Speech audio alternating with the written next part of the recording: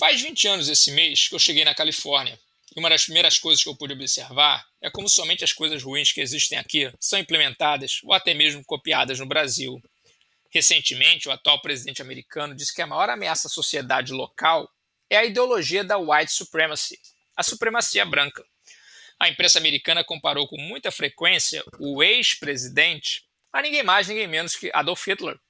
Atualmente, a imprensa aqui também compara os protestos do dia 6 de janeiro em Washington, quando apoiadores do ex-presidente invadiram o Congresso, com os ataques terroristas de 11 de setembro de 2001, quando mais de 3 mil pessoas faleceram em solo americano. Isto apesar de nenhum manifestante carregar armas de fogo, e a única pessoa baleada que veio a falecer no dia 6 de janeiro ter sido uma manifestante, uma veterana da Força Aérea Americana, por sinal.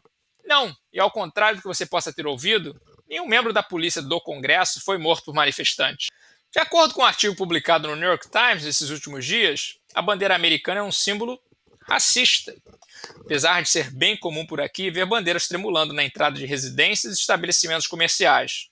Não importa. O ponto do artigo é que aqueles que têm um sentimento de patriotismo são normalmente apoiadores do ex-presidente e, portanto, white supremacists. Cabe notar que na última eleição o ex-presidente recebeu mais de 70 milhões de votos. Imagine as possíveis consequências de se rotular tantas pessoas dentro do mesmo país como um inimigo em potencial.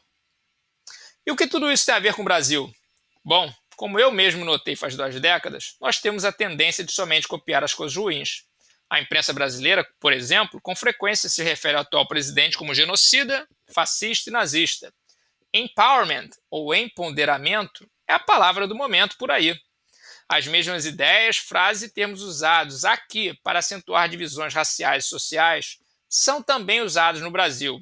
O resultado, talvez o objetivo, é o mesmo: aumentar e acirrar as divisões entre a população em geral. À medida que a próxima eleição presidencial se aproxima no Brasil, e isso se o impeachment não vier antes, o tom das ameaças ao presidente e aos seus apoiadores irá aumentar.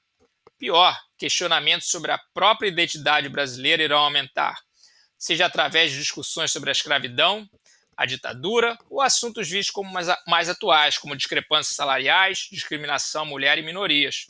Todos esses assuntos serão discutidos incessantemente.